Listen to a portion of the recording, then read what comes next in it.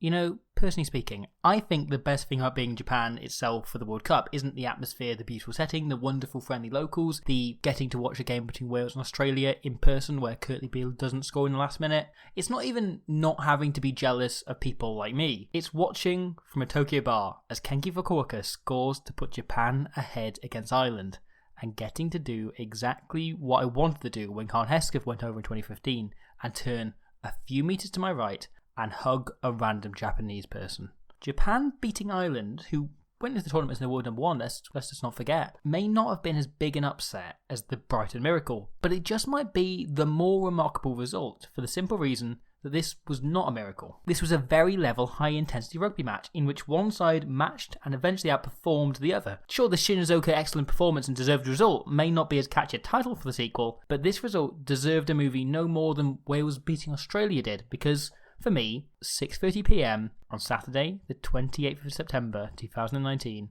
was the moment Japan did what only Italy and Argentina have ever done before them, and moved up from Tier 2 status to become a fully fledged first-class rugby nation. Japan were brilliant. There was not an aspect of the game in which they were outperformed. The game felt like two big teams clattering at each other. It felt like an upset in the way Argentina beating Ireland is, rather than a team nominally a whole tier below. The game was filled with moments worth pouring into and revisiting. This scrum on the 34th minute was a statement almost on par with scoring a try. This turnover by Kazuki Himeno after a prolonged patch of attack by Ireland was enormous. And then we have two moments in which the whole world became kinky for Kenki, as Fukuoka scored what wound up being the winner and took this amazing interception and almost made it all the way to seal it with a second. So, how did Japan mastermind this ascent to the top of the pool, and what went on with an Irish side who should have been so confident of victory? The eventual result was made all the more impressive by the fact Ireland shot out to a 12-0 start. This try by Rob Kearney was just opportunism,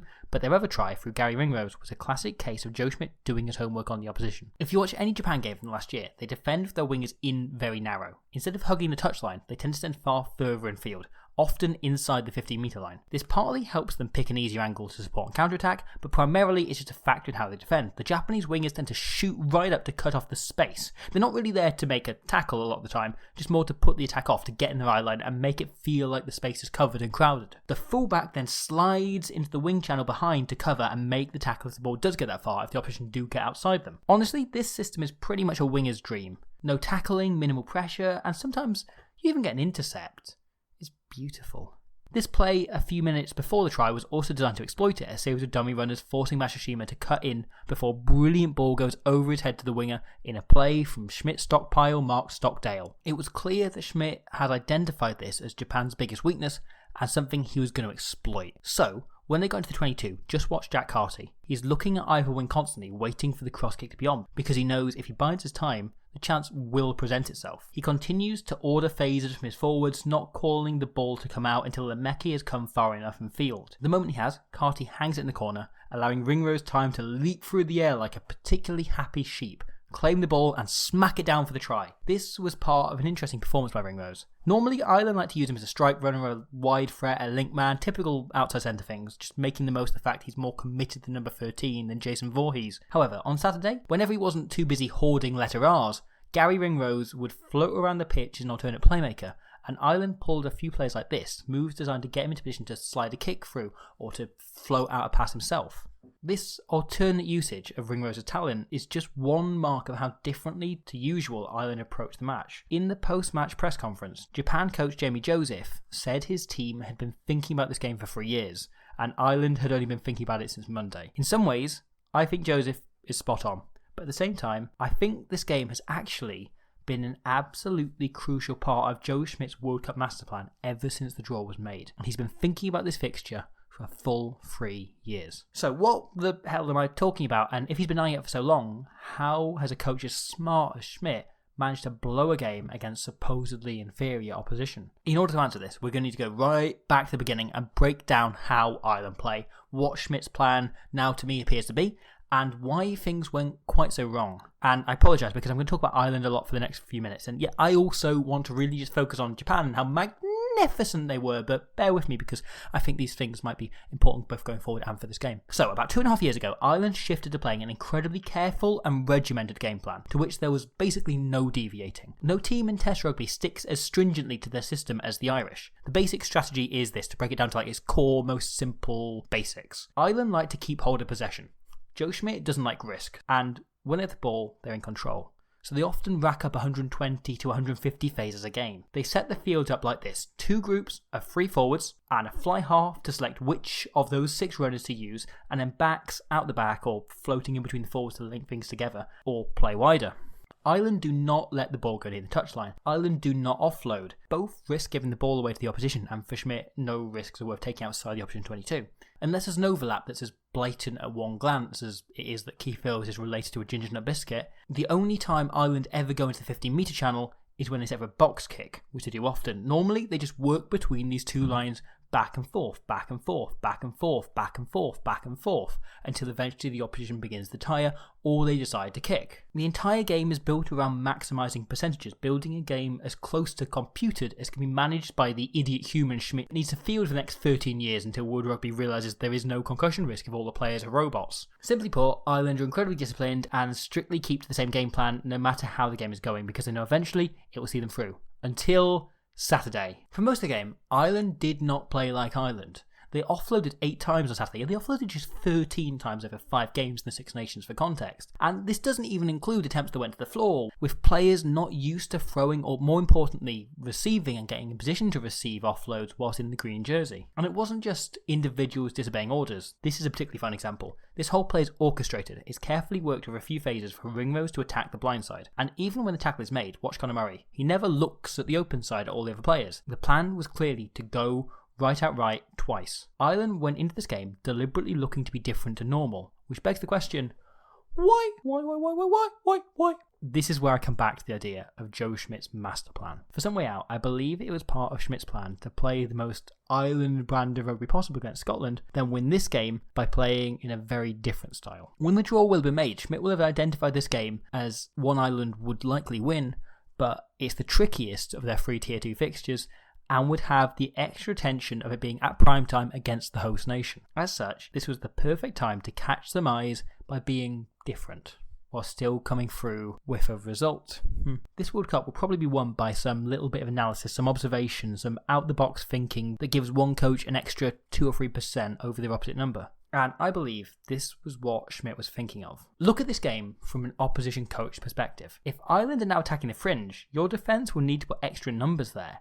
If they're offloading, you may need to commit a second man to the tackle to wrap the ball up to make sure they don't get it away. I believe this was the plan. To leave his old chums Razzie, Warren, Eddie and Steve trembling at the thought of facing him and unsure what they'll expect. Just to put a few doubts in their mind, to make them ask a few more questions based on what they've seen today. Joseph was wrong to say Schmidt hasn't been thinking about this game, but he was spot on in suggesting Ireland weren't thinking about Japan. In his head, Schmidt wasn't playing the host nation on Saturday. He was trying to play Erasmus, Hansen, Gatland and Jones. What he didn't consider, however, was that despite starting with a weaker hand, Jamie Joseph is every bit the equal of those 5 first-class coaches and has been doing lots of work on Ireland. As I mentioned, Ireland always have a man there to clear out quickly in support, meaning they can control the pace of the game and hence the match. Knowing this would make it hard to complete the breakdown, Japan would send a second man in before the ball got to ground, slowing it down before it was even a ruck. And on their own board, Japan approached things with a xenophobically typical efficiency. The Japanese breakdown isn't about clearing players out, it's about making sure no threat can get to the ball in the first place. It's about eating up the space that somebody could attack right away, and the secondary wave of players are there to support, to just lend their weight to the first group of players. Japan won 115 of their 116 rucks throughout the game. They just wanted to keep hold of the ball. Look at how they played the kickoff after half time, just trying to win it back right away. They knew this was the best way to counter Ireland, because the Irish can't keep hold of the ball if they never have it in the first place. And they were confident that their year's worth of extra conditioning and training, instead of playing, as I highlighted in my Japan video, would give them an edge in retaining the ball. They also, as I highlighted in last week's video on the opener, tried to use this tactic of picking up the ball when no ruck was formed and trying to eke out an extra few metres. And Schmidt had, as predicted, done his homework. This forced Ireland to commit a man to the tackle, even if the ruck was, as we just discussed, a lost cause. And whilst Ian Henderson was able to milk a penalty out this early on, it meant the likes of Rory Best here were having to make a show of the fact they were holding on to prevent them getting back up to their feet, and hence unable to rejoin the defensive line immediately. Then watch how the likes of Nagare and Thompson here target the space either side of the breakdown, with Ireland slow in setting a guard thanks to Joseph having just planted this seed last week, and it just being watered by Japan doing it a few times here and there. And all Schmidt had in response on Japan was this one piece of analysis that I mentioned at the beginning. Their wingers stand narrow, so he pulled a few plays from his backlog to hit them with. But Japan countered everything he threw at them. After half time, they slid their wingers out wider and brought on the super rapid Kenki Fukuoka, allowing him to move Kotaro Masashima to fullback, meaning his backfield had more than enough pace to cover the space. And if Ireland did put them in a tricky situation, they could get out of it using that pace. This left Ireland with nothing but their system to break Japan down, and they even failed to utilise that properly, as Joey Carberry started doing his own thing and trying to be the game breaker instead of calmly working through the phases and seeing if Japan eventually gave way. Because they didn't give way, Japan defended superbly and took their chance when they got it. And this was all aided by what I think was the best individual performance of the tournament so far, from who I think is the player of the tournament so far, because Kazuki Himeno was Kazuki Himens. Himeno did everything. He tackled, he carried, he won turnovers. He's been talked up in past as the next Michael Leach, as the guy to take the captaincy when the old warhorse retires. And if he keeps playing like this, there's little doubt that it'll be his face we'll be seeing around Tokyo everywhere in 4 years' time. And because that tournament in France may just be the one where Japan are finally treated as the tier 1 nation they may well have just informed the world they are. It's possible that this is a discussion for another time, but Japan have now defeated Scotland, Ireland, Italy, Wales, Argentina, South Africa, and drawn with France, meaning they only need 3 more major nations before they have the full set. And the way they played on Saturday, it only feels like a matter of time before we're seeing their number 23 once again cross for a try against a bigger team, causing me to once again turn around and look for a random Japanese person willing to accept the warmest of hugs on behalf of all of the rugby world. So Japan actually beat Ireland, and I actually made a video on it. I actually got that one out. So I'm trying to catch up on as many games as possible. I am also going to this is about an hour before Georgia play Fiji in the Hanazono Rugby Stadium, just over there. A stadium that's never hosted anything but rugby, which is my kind of stadium. And behind me on the other side, if I now turn around here, is Rugger Station. I have no idea what Rugger Station is, but it's that. That is Rugger Station. I am trying to catch up with as many games as possible, so I'm doing a couple of roundups. I am going to get going with New Zealand v South Africa. I've begun writing that. That's all underway. That's happening. And Wales v Australia as well. So all of that is hopefully coming quite soon. But coming sooner is that. As I said, there's about an hour to kick off, so we'll get going there. I am currently a Glory supporter. I've come in a Uruguay shirt. And there's just loads to go, loads to happen. It's Japan, isn't it? It's Japan. Look at it, it's Rugger Station. Someday I'll find out what Rugger Station truly is.